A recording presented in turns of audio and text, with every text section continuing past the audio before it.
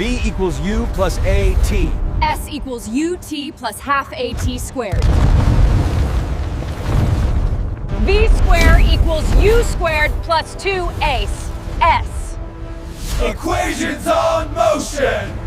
The vertical component of initial velocity is U sin theta. The horizontal component of initial velocity is U cos theta. Final velocity at maximum height is 0. Time U sin theta over G. Yes, T equals to U sine theta all over G. We will draw the diagram. It says the shot is projected from the ground level with a velocity at an angle theta to the horizontal. So the vertical component is going to be U sine theta while the horizontal component is U cos theta. But how did we derive T equals to U sine theta all over G? Remember the three equations of motion. Remember V equals to U plus AT. So now if we want to derive this, you know this one, this and this are the same. The only difference is that this is on a straight line. This is on either a fall or when there is a projectile or when you project at an angle.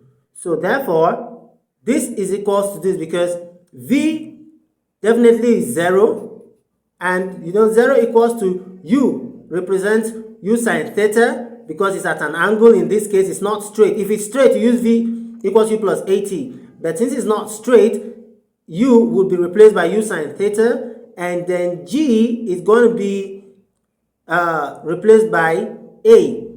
A is acceleration, and then since we're talking about height, this is acceleration due to gravity.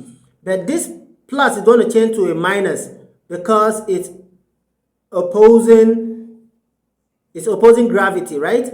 Is when you throw it, it's going against gravity. So this is going to change to minus. So we write it as this.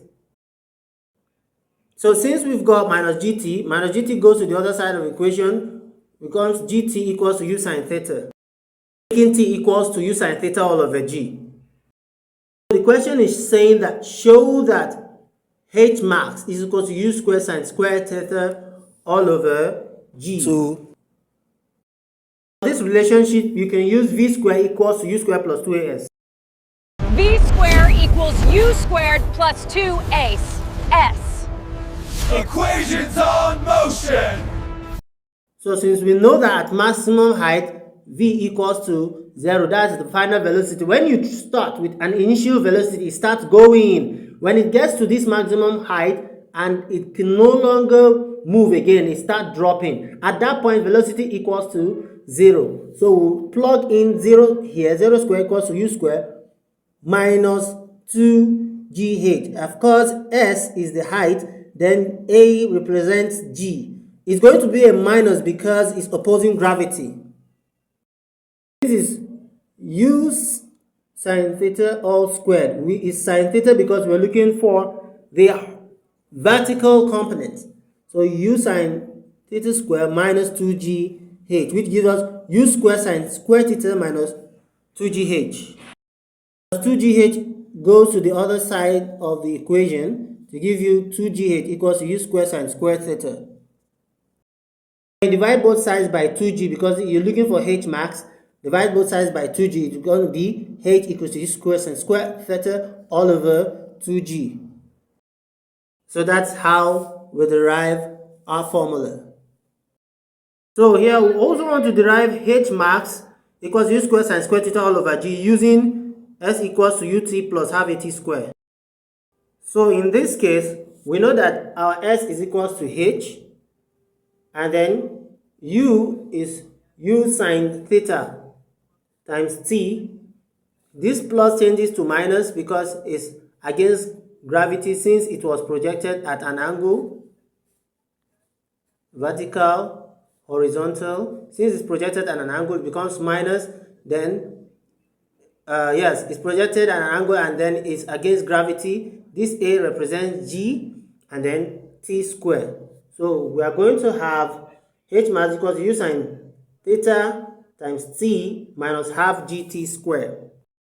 Remember that T is U sine theta all over g. Using v equals to u plus at, we're able to derive and factor out that t is equal to u sine theta all over g. So replacing this with u sine theta all over g.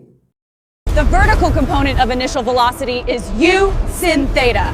The horizontal component of initial velocity is u cos theta. Final velocity at maximum height is 0. Time u sin theta over g. So now that we equated t equals u sine theta here, we'll also do the same thing here. Have gt squared. We'll now plug in u sine theta all over g in this case. This minus, let's assume this minus is here. We also have enough space. Then we'll now put minus half g times u sine theta squared all over g. So because we have plugged in t squared to represent u sine theta all over g, we have u square sine square theta all over g. So this part is what we have here. So now this 1 over 2g is here, 1 over 2g. Then t squared is what we have here. But what can we cancel? G can cancel g. But remember that this is supposed to be g squared because everything is squared. So 1 out of g squared is g times g actually. Then g cancels g and we're left with half u squared sine square theta all over g.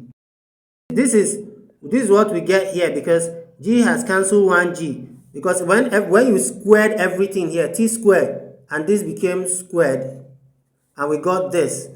This g gave us g squared, and g cancelled g. So we are left with 2 times g, 2g, u squared sine square theta at the numerator. Then we continue with what we were doing. This is our minus. We put it here. And then what was before our minus? Our minus, this here, which we got from here, this, t was represented here. T was used as u sine theta all over g. So we multiply u sine theta times u sine theta over g. It's going to give you u square sine square theta all over g. It's clear now. U square sine square theta all over g was from here, from u sine theta times t. This minus, see it here, then half gt square is what we ended up getting here after breaking it down because t square was replaced with u sine theta all over g where we squared it and we got this, and it finally brought us to this. So u square sine square theta all over g minus u square sine square theta all over 2g. The LCM, you know that g times 2g is equal to 2g squared, and then when you divide, you are left with 2g. So 2g times u square sine square theta.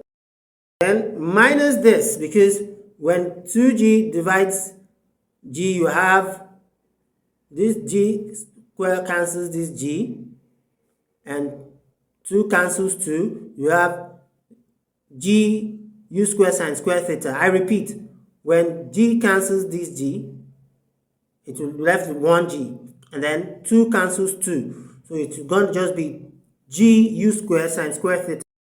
So it's evident that 2g u square sine square theta minus g u square sine square theta will give you g u square sine square theta. It's just like when you have 2a minus a. 2a minus a, you're left with a. In the same vein, this is this g u square sine square theta minus g u square. So you can see that this is 2 of this.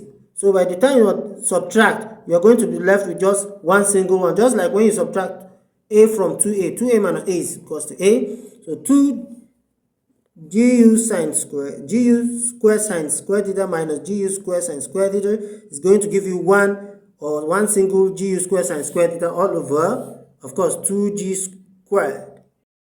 So of course, since we have gu square sine square theta all over 2g squared, by the time, since we have g squared here, 1g here, cancel 1 square here. So you now be left with u square sine square theta all over 2g.